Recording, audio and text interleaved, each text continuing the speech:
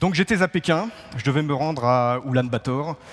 Je me dirige donc vers l'ambassade de Mongolie à Pékin. Je pousse la porte, là une foule assez dense me précède, organisée selon 3 guichets. Je cherche le guichet des visas. Je tente donc de lire les panneaux indicateurs.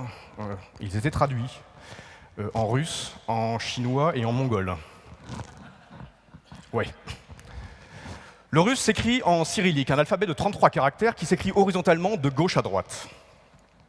Le chinois est un écrit phonéto-sémantique qui s'écrit verticalement à base de dizaines de milliers de caractères, de droite à gauche. L'alphabet mongol, lui, est issu du ouïghour. Le ouïghour hérité du sogdien, le sogdien qui vient du syriaque. Le syriaque est un héritier de l'araméen. Araméen, langue antique, sémitique, qui s'écrivait horizontalement de droite à gauche, mais qui, arrivé en Mongolie quelques siècles plus tard, s'écrit verticalement de gauche à droite.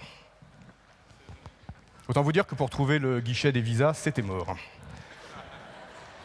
En revanche, je suis tombé amoureux de la beauté énigmatique de l'écriture et j'ai décidé de m'intéresser à son histoire. Alors, tout a commencé il y a 5500 ans, en Mésopotamie. Les premiers écrivains étaient des marchands qui voulaient prendre note de leurs échanges.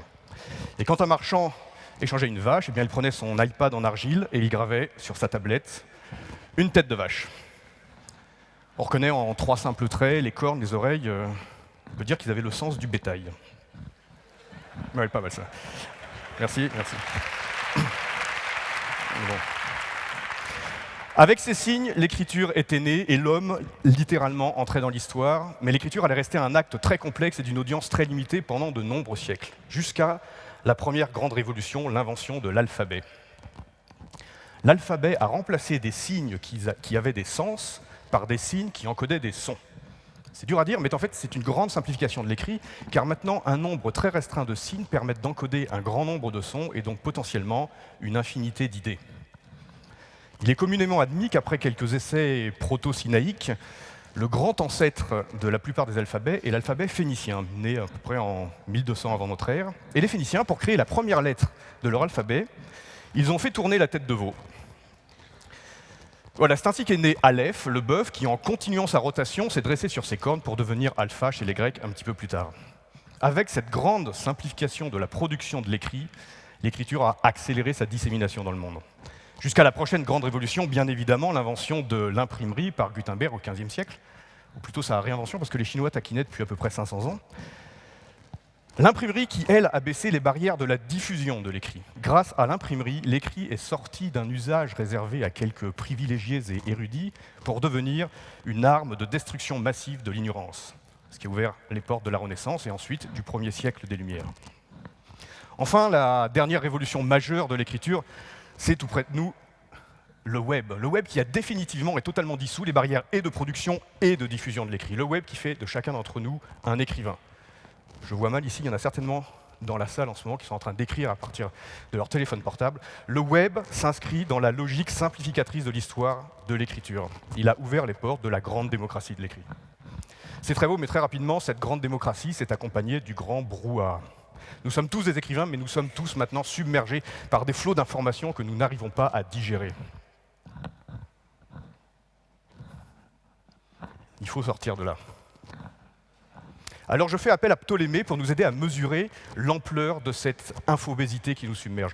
Ptolémée, il y a 2300 ans, a érigé la grande bibliothèque d'Alexandrie, comme vous savez probablement tous ici. Quelle était son ambition? Rassembler tous les écrits des 3000 années d'histoire qui l'ont précédé. 3000 ans d'histoire. À son apogée, la grande bibliothèque comptait 700 000 ouvrages.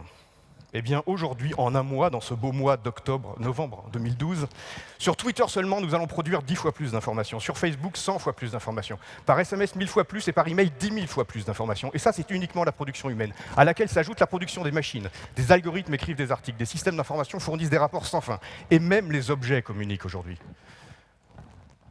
Je vais aller un peu vite. Nous en sommes normalement là.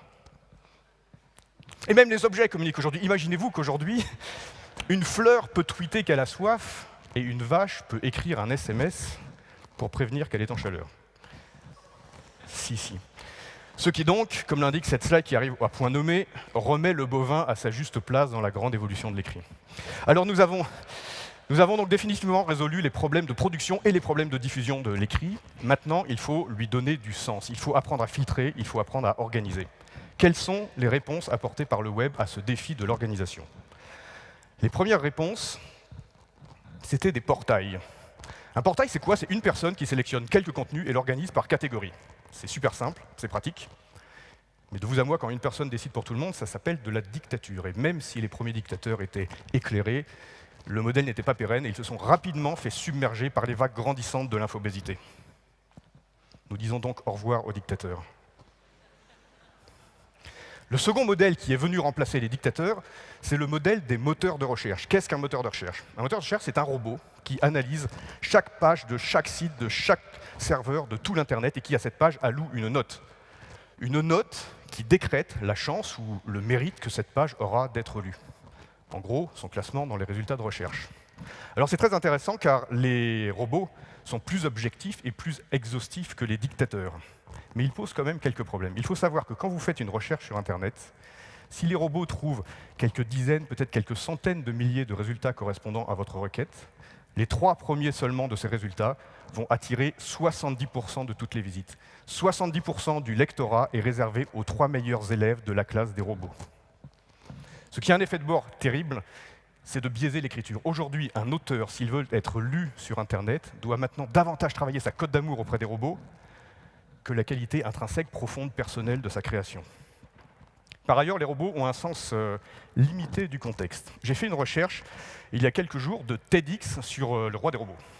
Le premier résultat qui m'a été donné, celui donc qui a eu la meilleure note à cet examen des robots, sont les horaires du film TED. TEDx, on comprend la confusion, mais connaissez-vous TED?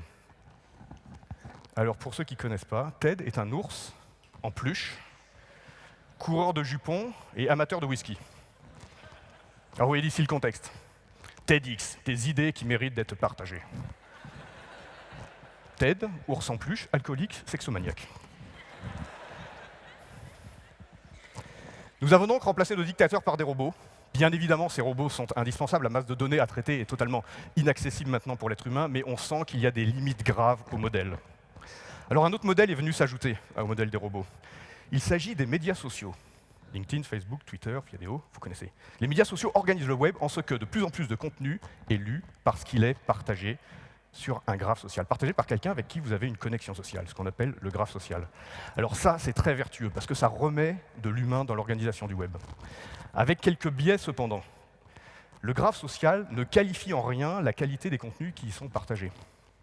Par exemple, si vous avez une passion pour, mettons, le développement durable de téléphones apaisés ou la musique interactive d'Atto, voire peut-être la biomimétrie des geckos d'Asie du Sud-Est, il y a assez peu de chances que votre voisin ou votre tante avec qui vous êtes connecté sur les médias sociaux puisse qualifier l'intérêt de ce qu'elle partage avec vous en fonction de votre passion propre. Alors, illustration de ce propos de la non-qualification, d'après vous, quel est le contenu le plus important du web selon les médias sociaux? Donc le contenu qui a été le plus lu, le plus vu, le plus partagé, le plus aimé sur les médias sociaux. Il y a des jeunes devant. Donc vous pensez tous bien évidemment à un article qui va débattre de la réélection d'Obama ou peut-être de l'avenir de l'Europe ou peut-être de la sortie de crise en Syrie qui malheureusement perdure bien loin du siècle des Lumières. En fait, il s'agit d'une vidéo de musique pop sud-coréenne vue par plus de 650 millions de personnes, et ça continue de croître. Alors je ne remets pas en cause la qualité artistique de la pop sud-coréenne. Je remets en cause que la pop sud-coréenne soit le centre d'intérêt premier d'un demi-milliard d'individus. Alors l'amplification de l'importance d'un contenu par sa distribution sur les médias sociaux, ou le nom des graphes sociaux, s'appelle la viralité. À notre belle démocratie de l'écrit, nous avons donc successivement proposé 3 modèles d'organisation, un modèle robotisé, un modèle dictatorial, un modèle robotisé, un modèle viral.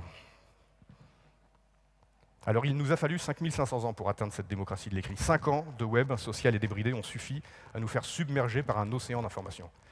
Nous sommes à un point d'inflexion. Nous n'entrerons pas dans le prochain siècle des Lumières si nous n'apprenons pas à donner du sens à cette abondance. L'histoire de l'écrit doit donc continuer. On a traité sa production, sa diffusion, maintenant il faut traiter son organisation. Quelles sont les pistes qui s'offrent à nous? D'abord, une seconde génération de robots est en train d'être créée, des algorithmes beaucoup plus intelligents qui vont analyser les pages, pas simplement sur leur forme, mais également sur leur fond. On passe de la génération syntactique à la génération sémantique. Des algorithmes dont la phénoménale puissance de calcul va nous permettre de tenter d'extraire du sens de notre océan d'information. Extraire, tenter de l'interpréter. Des pans entiers de recherche, d'industrie, de technologie et de business vont naître autour de ces robots. C'est un défi absolument passionnant intellectuellement, mais anthropologiquement totalement nécessaire.